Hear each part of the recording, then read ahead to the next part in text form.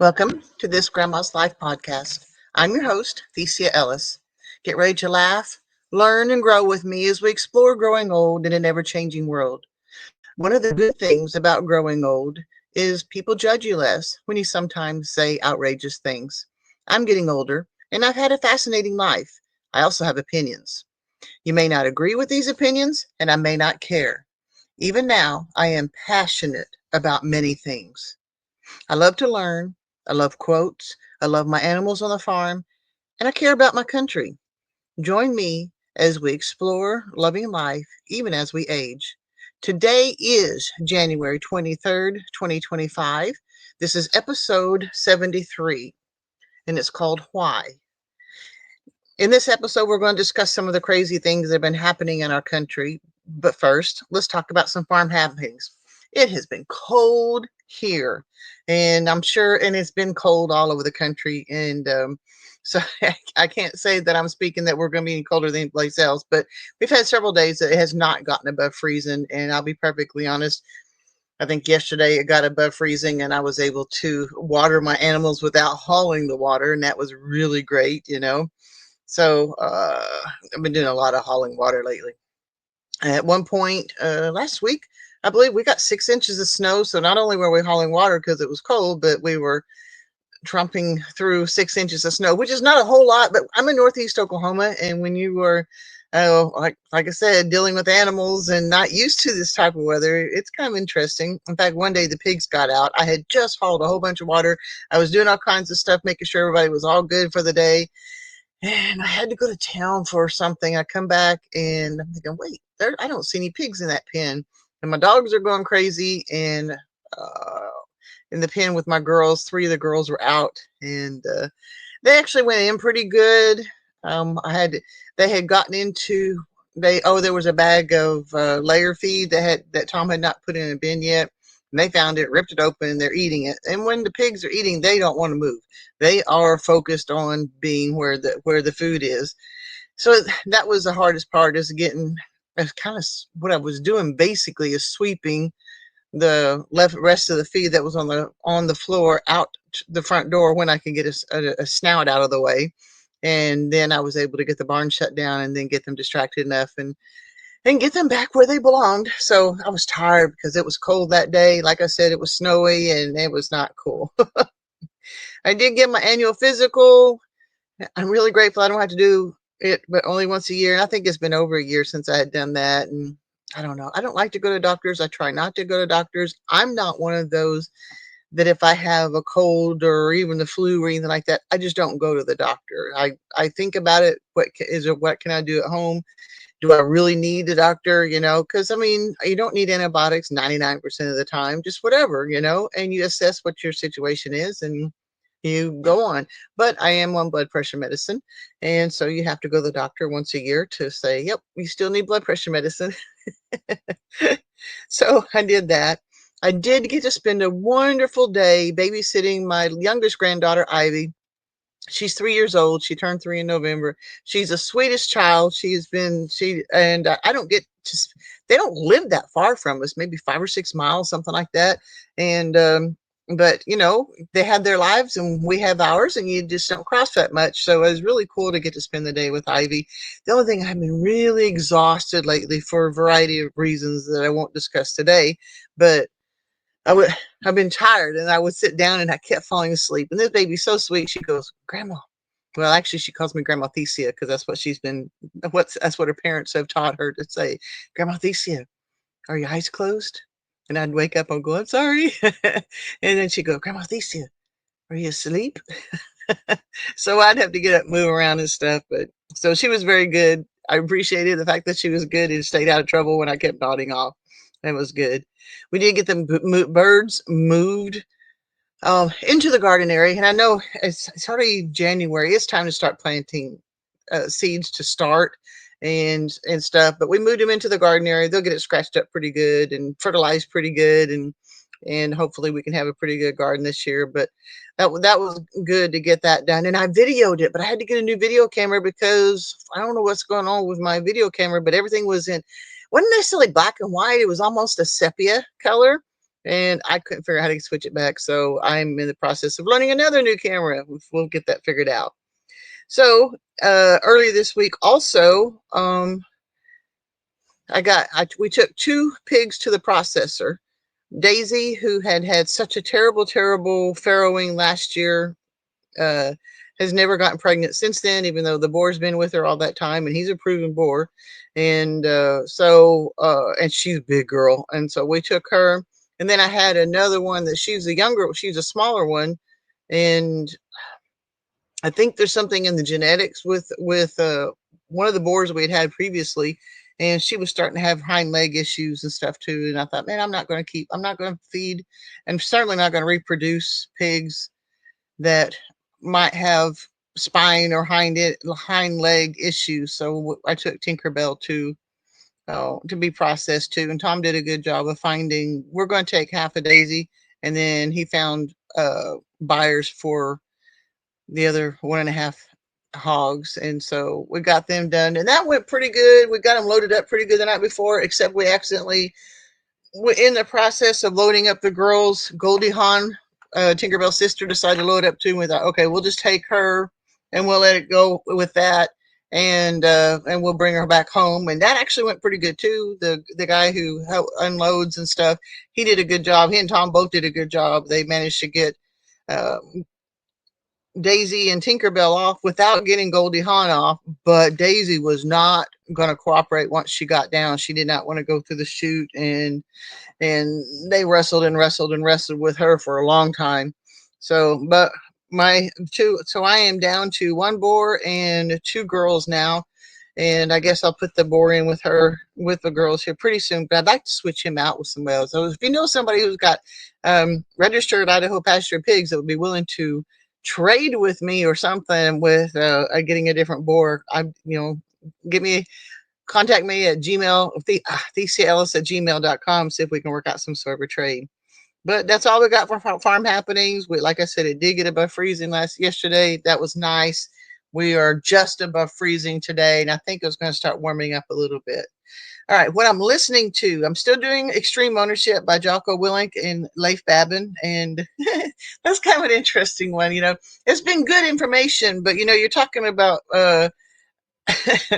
special forces. And then we went through the and then we went and talked to the president of the company to tell him how we had done to get through the Iraq War. They're like, and like I said, it's good information, but you can tell they are hardcore soldiers, have seen some stuff. So that's been interesting to listen to. And I decided to go ahead and do my second listening of Heretics of Doom by Frank Herbert. And I'm kind of glad I did, because apparently, I don't know, you get to daydreaming, something, I listen to audiobooks when I'm doing chores in the morning. So you got dogs greeting you, you got pigs that are wanting your attention, and so you'll feed them, and chickens. There's always something going on, so you get distracted, and plus you have your own thoughts and stuff, so you miss things. So that's the reason I listen to stuff a second time 99% of the time. And I had debated not listening to Heretics of Doom, but I'm on my second listen, and I'm glad I did. What I'm reading, I'm still working on Spud, Spam, and Eating for Victory, Rationing in the Second World War by Catherine Knight. And then I'm now reading an interesting novel. It has a concept that I've never even thought of before, called They Both Die at the End by Adam Silvera. And I'm not finished with it yet, but basically, uh, at between midnight and 3 o'clock in the morning, a company called Deathcast will call you and say, if this is your day that you're going to die, they will call you and say, this is your day you're going to die. You're going to die before midnight. And here's an app that you can upload so you can connect with other people that are supposed to die today, so you can have your last friend. And here is a list of places you can do to make a moment before you die and stuff too. So it's kind of an interesting thought. I mainly because if you're at the very, very end of a very long life, and you're very tired and sick, and you've been down for a long time, and you're ready to die and stuff, but these boys are 18, and they get the message that today's the day they're going to die. And it makes you think. And I'm 62. I'm no spring chicken, but I ain't ready to die yet either. So it's got me to thinking what I would do They tell you to live every day as if it's your last, and you really can't, honestly, because if you know it's your last day, there's too many things you would change. But it also would give you some perspective in how you can point your life, I guess. So it's been an interesting kind of book, and I've enjoyed reading it. The quote of the week is, "You will only be remembered by two things: the problems you solve or the ones you create." Mike Murdoch. And it was kind of interesting to look him up. I like looking up the authors of some of these um, people who have these quotes, and it's kind of interesting because if you go on his website, it's one thing, and then if you go Wikipedia, it's another thing. So it's saying that he was born April 18, 1946, and he's still living, and he began evangelism at the age of 19 in 1966. On his website, he claims to have written 900 books and 5,700 songs. The Wikipedia paints a different picture of him, claiming that he boasted about buying 2 jet airplanes with cash, was part of the Jim and Tammy Baker money scandal back in the 80s, and that was kind of mess back then. And he had a bad attitude about people questioning his accumulation of money. So that's what I learned a little bit about him. But you will be remembered by two things: the problems you solve or the ones you create. That's the quote I chose. All right, main subject. Why? I've been mulling this over for a long time because there's so many crazy things that's been happening. And I understand at the time of this recording, Biden has basically retired and President Trump has come in, and a lot of people have sincere relief that Trump has taken over, and they really believe that he's going to make a lot of changes and stuff. And maybe he will, and maybe he won't. But and of course, yeah, obviously Trump was getting some pretty serious um, kickback on some of the ones he wants to do too. So it's not like he's just going to take over and say, "This is how it is, and this is what's going to happen," but stuff. But I want to talk about the things that have happened already that he thinks he's going to fix, and why did we allow some of this to happen in the first place? Okay. We all know that the southern border has been very porous for several years. Okay. I used to live back in the late 80s and early 90s. We at one point lived 6 miles from the Mexican border, and we could hear the immigrants running past our bedroom window at night so they can meet the coyote around the corner and get on into the thing. And even then, even like 200 miles inland, there are places where they pull you over, not pull over, it's like they're roadblocks. So like between San Diego and Los Angeles, there's a roadblock, and they, you're 200 miles in the United States and you're being questioned whether you're American or not. And I didn't like that. It's one thing to be on the border and say, "Hey, do you belong in the United States?" That was okay. But 200 miles inside of my country and then pulling me over, or not, they didn't pull you over. It was just a roadblock, and everybody had to get pulled over. And then, of course, if somebody panicked and turned around and sped off, then they sent, and it was called Border Patrol at the time, not ICE, and they would speed after them and catch them. But I don't know. It just, I have personal experience the the illegal immigrants in there. And I don't get me wrong, I didn't they were nice people, most of them were, and everything, but driving with them, they couldn't read English, and they would literally, on a 6 or 8 lane highway, stop in the middle of the highway to try to figure out what they were trying to do. The town I lived in after we moved inland a little bit, in El Cajon, we had the second highest population of Iraqi citizens. Now, this was not illegal immigrants. This was just um, Iraqi people that, for some reason, settled into El Cajon. We had the second highest population of Iraqi citizens, next to Detroit, Michigan, during this time. So, also, while I lived there, that's when Desert Storm and stuff started happening. And then it was weird because our apartment complex was kind of a big square, and so there was a courtyard in the middle, and and of course it was Southern California, so um you didn't need the air conditioner a lot, and you could hear a lot of people with their televisions cranked on high, the Iraqi citizens listening and making sure that if they needed to evacuate or something, or things were going to go real bad.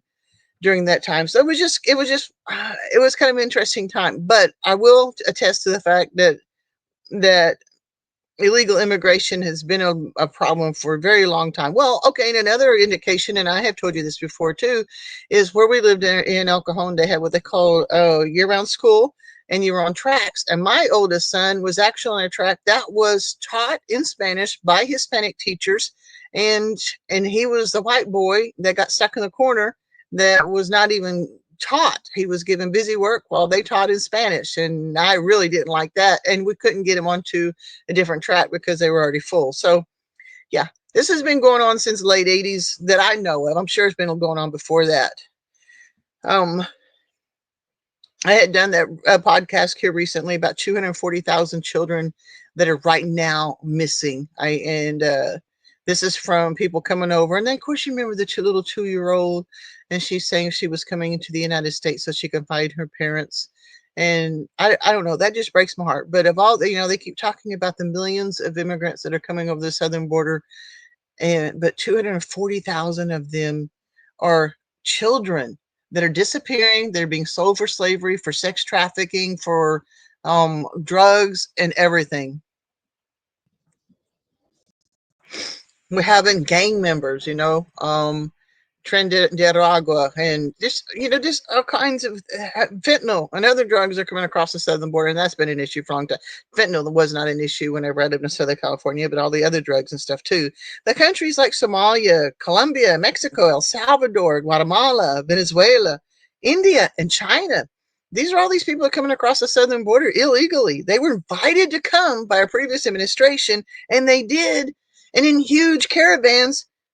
And I hate to say this is going to really irritate some of you guys, but it was funded. Their their trek was funded by Catholic and other Christian organizations that were funded by Soros. Soros would donate to these organizations.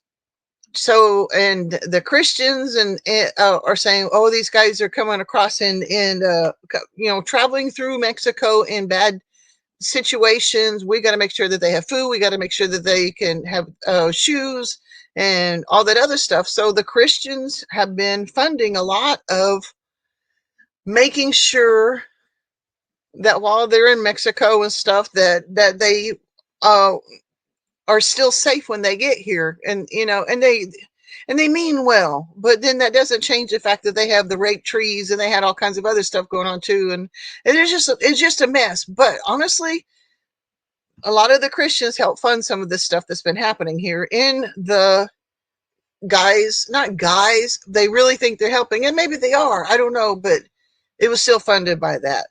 Um, the media would tell you that all these people are coming here to the United States for a better life.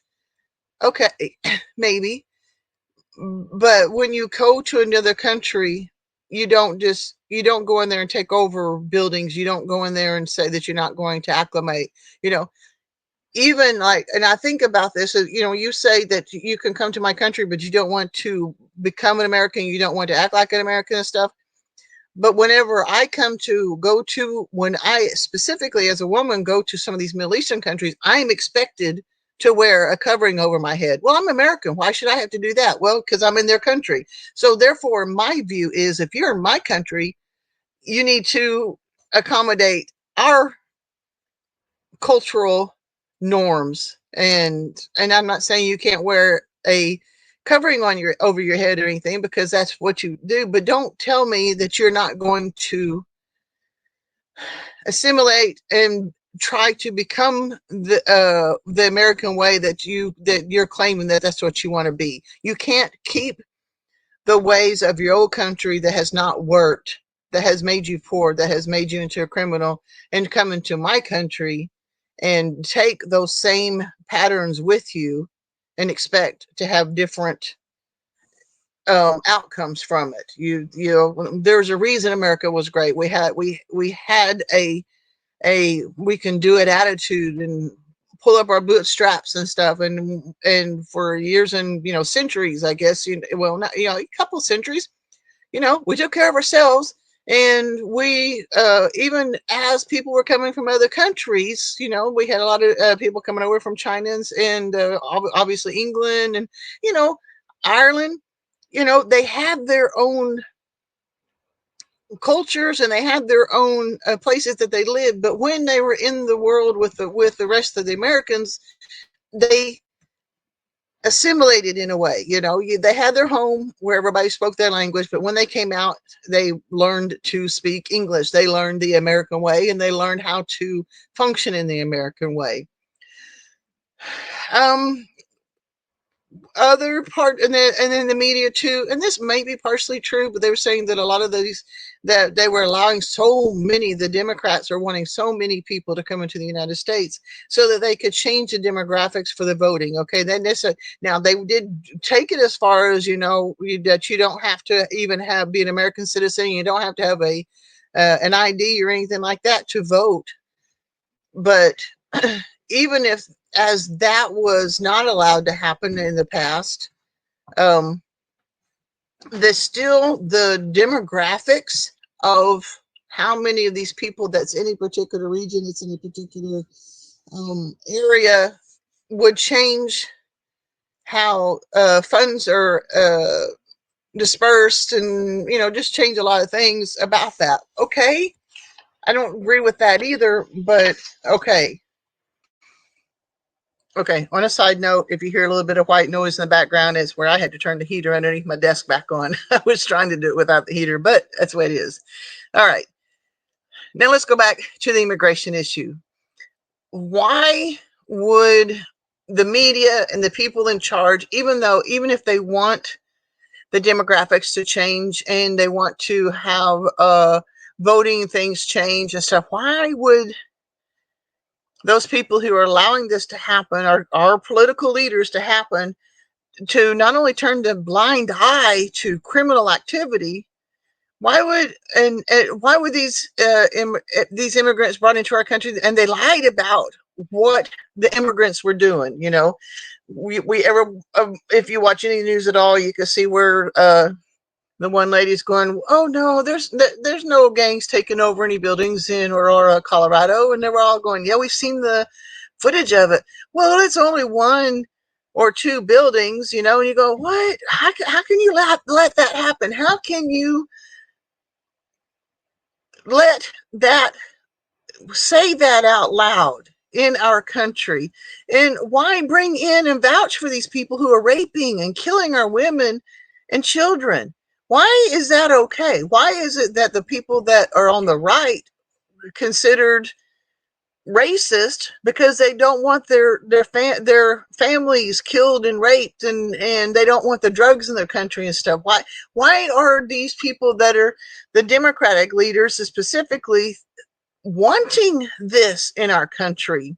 I understand if they want to have immigrants here for changing demographics and for voting and stuff, but why the violent criminals? That's what I don't understand. Why did they lie about the gang activity of the Tren de Aragua and the overtaking of these apartment buildings and motels?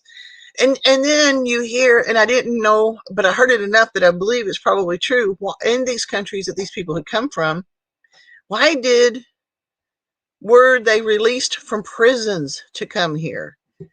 It's one thing to allow people to come to somebody else's country, but why would you empty your prisons to send them to our country? And we as a country, why are we allowing that?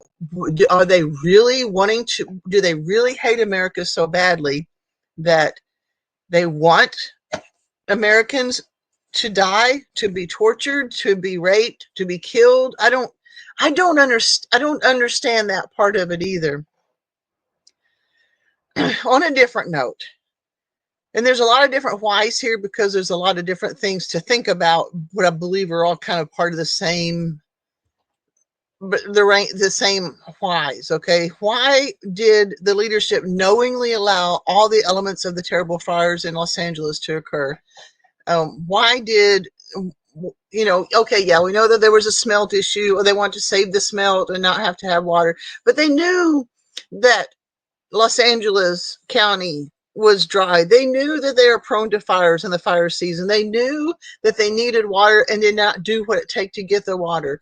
They knew that with the underbrush that they were going to be, it was going to be bad too, and they didn't clear it up. They knew that DEI hires, which is a whole nother mess, for them would be a bad deal too. I'm going to kick the cat out.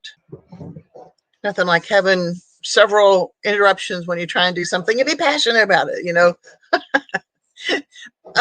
Okay, back to this. Like, okay, who ever thought that a DEI hire was a good idea? It's one thing. I believe in the blind eye. I don't care whether you're gay. I don't care necessarily that, as long as you don't quit, keep it out of my face. I don't want to see it. If you want to be a different gender, okay, that's part of it too, you know. And but to it's like the one lady that was in charge in LA. She's going, you know, you're asking me if I can carry your husband out of a burning fire. And I'm saying, what is he doing there in the first place? It's like, okay. And then the one actor that had multiple sclerosis and was blind, his mother had a broken arm and couldn't get him out. And he died because he couldn't get out. And there was nobody that could carry him out. You know, and even then, okay, we're talking about the Boeing situation, you know, where the too many DEI hires are not paying attention to how many rivets are putting into an airplane. There's just a whole bunch of stuff. The insurance issue, the state said that the insurance companies couldn't raise their rates and put a cap on it when the insurance goes, well, we can't insure these people then, and they actually closed down their accounts, and and so a lot of these people with money now have a multi-million-dollar house burned to the ground and no insurance on it because they were canceled just weeks earlier. See, that all of that is adding up to a whole bunch of mess that you're going, why is this happening? What is going on here? And even if as it was painted for the people to back the decisions, why were the leaders encouraged to not only pursue this ideology of like DEI and all that other stuff, but embrace it and work hard to convince that these practices were best for them? How could anyone who owned a business or do anything, how could you understand that the reason that you hired this person is because they were black or because they were gay or because they were trans and not because of the job they could do? Anybody with any sort of brain at all would know, and especially if it's your own business, you don't want that. You know, whatever your gender is, or whether we want to be called today or furry or whatever the heck, you know. But these corporations that adopted these things, surely someone considered that their own family members would become victim to some of these ideologies. Like when you go to a doctor, if you got a sign sticking out of your side, you don't want a doctor that is a DEI hire. You want somebody who's going to save your life. If you got a child that's hurt, you want a doctor who can save your child's life. If you are about to lose everything because of some sort of litigation issue, you don't want a DEI hire for a lawyer. You want a good lawyer to save your business, to save your whatever, you know. Safety inspectors, like I said with the Boeing thing, you know, quality control, all of that stuff. There was never a good idea for this DEI stuff, but yet why did we allow it? And I'm not just saying, and there's a reason I keep saying the why thing, because I'm not just saying why and go, oh, because they're Democrats, oh, because, you know, we need to be digging into why. Okay, so like even if you believe the fires in Hawaii and Los Angeles were allowed to occur to implement new 15-minute cities, are you familiar with this? You know, there's a thing that's saying that they're trying to get people out of the big cities and rebuild them so that everything is redone, that you all live in huge buildings and you can get anywhere you need to within 15 minutes so that you can save the planet because you're not traveling around and stuff. And why not do it in LA? Because, the weather's generally good in LA. And why not in Hawaii? Because the weather's perfect in Hawaii 99% of the time. So so there's the idea that people are clearing out these areas because they don't believe in single family homes. They don't believe um, they want people to all live in one big building and stuff, and that they're trying to change it where they do have these 15-minute cities. Okay, maybe not. I don't know. But are we to believe that this is the new state of the country and we are to learn to accept that that's how life is going to be? Are these people really so naive to believe that the country can function in this way? I I don't know. Is there a sinister plan to accommodate a new world order where we will own nothing and be happy about it? Have you heard that one? They even had signs in parts of Europe that said that you will own nothing and be happy about it. You would have to rent even the carpet on your floor. You would, you just everything that you could own, you would rent it. And I think that's part of the World Economic Forum issue there too. So I don't want to say that that is what's happening, but it kind of smells of it. But if you think about it, if we are all renting, we got to rent from somebody, and guess who? It's only just a handful of people, probably in the World Economic Forum, the ones that are multi-billionaires, that are wanting to control the world. They want to control the population. They want to control how the climate is. They want you to believe that this is the best thing for the world, and I don't know. So if that's the case, how many of our world leaders are involved in this? I would say, well, if you look into it, a lot of it is. If you look at the mess in Europe, because you see that probably is part of it, and I think Prince Charles was is part of the World Economic Forum. Trudeau, there's several of them. If you look into who's part of the World Economic Forum, they're also parts of the leaders of the countries that are struggling the most with this DEI and climate change. And I mean, like in Europe, oh my gosh, guys, those prices have got it bad. They've got people from other countries coming in and they're raping all their white girls, and because they're having the gang rape things. I don't know. It's just so hard. And then the farmers are having to fight for their own land to produce the farms because they're not allowed to do specific fertilizers, and they're not allowed to things. And of course, we've been told that cattle is putting too much carbon, because the cattle fart and stuff. I don't know. There's just such craziness going on. So my why that I'm asking is not a surface why. I want to know why. What is going on? And get beyond the crap that we are fed, and find out what really is going on, because as long as we turn a blind eye to all of this and do nothing but complain, we're going to go further and further down. And like I said, maybe Trump can help it, maybe he can't. He's got a lot of opposition going against him right now, and he's going to do the best he can. But even at that, he's only got probably 18 months to get it done. Yeah, but you say, but he's in office for 4 years. He's a lame duck president. He's got 18 months, because after that, that's when they're going to start having um, elections for the midterms.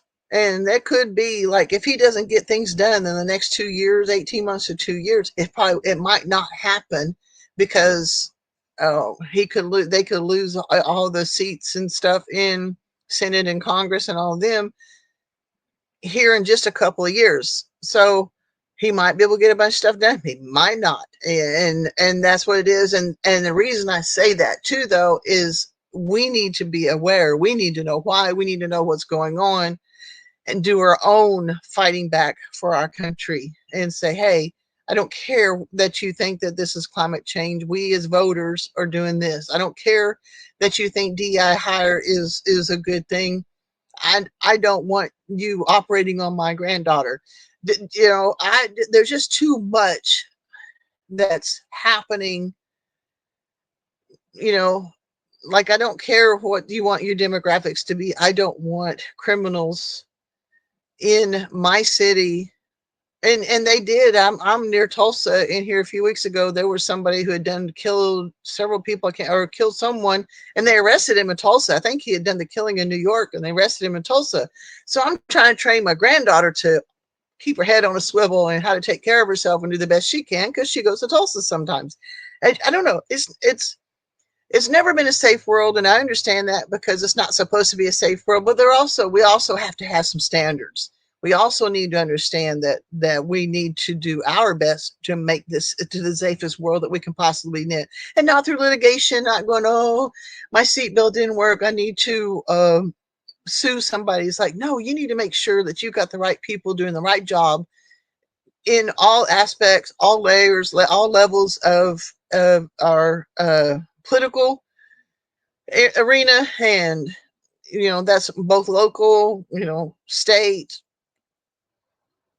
federal, whatever. We need to make sure that we're doing our best to get the right people in here to keep our beautiful, wonderful country the country it is supposed to be, and what we want it to be. But one way or another, I think something stinks, and I feel like we as a people need to start asking some hard questions. And like I said, maybe Trump will be helping this area. Are you willing to depend your lives and freedom on that, though? I don't know that I am. What do you think is going on? And what evidence do you have to indicate that why? And what do you think that we need to do about it? Give me an email at theciaellis@gmail.com. I really want to know. I want to see what it is that we're up against. I want to see how we can make our country where it should be, where and safe for our next generations. My children are already raised and gone, but I've got a granddaughter that's about to go into the world, and she's a little bit apprehensive about, she's not even graduated high school yet. And she's thinking she's going to have two jobs just so she can get into an apartment. I don't, and I don't know what to do to help her, except I can't, because, I've done my best to raise her, and I've done my best to help get her ready, but the rest of it's up to her. I don't know. And we need to prepare for that, I think. All right. Like I said, give me an email at theciaellis@gmail.com, theciaellis@gmail.com. I really would like to hear what you have to say about this. All right. I'm still working on getting some skits up on scripture skits at .etsy.com. And it's I think I've got a play on there right now that you can do for Resurrection Sunday. I've got several skits I'm hoping to get put up very soon for mainly for women's meetings and stuff, like, for little mini skits for women on that. And so check me out, scriptureskits.etsy.com. I pray that you give me a 5-star review. Tell us about this. I feel like, I know I'm a nobody. I know I'm just a grandma, but I'm feeling like that I'm putting a voice to, I feel, are some important subjects that need to be addressed. And at the same time, I would like the feedback from you guys to help me to continue to form my opinions. Tell me if you think I'm wrong. Tell me where. I just I would like, but I'd like for this information to get out to people. I think there needs to be other voices besides what we're hearing on radio and television stuff. Okay, I have on a side channel. It's called Farm Animal Life YouTube channel. I put a camera in a pen or a brooder or something. There's no sound, there's no words, no storyline or anything like that. It's just a camera put in with some animals, and that's called Farm Animal Life. And every once in a while, I'll put up some shorts of it. I'll do a long version, which is like an hour or so, and then I go through and pull snippets out of something that I thought was kind of cute or funny, and for shorts from that particular stuff.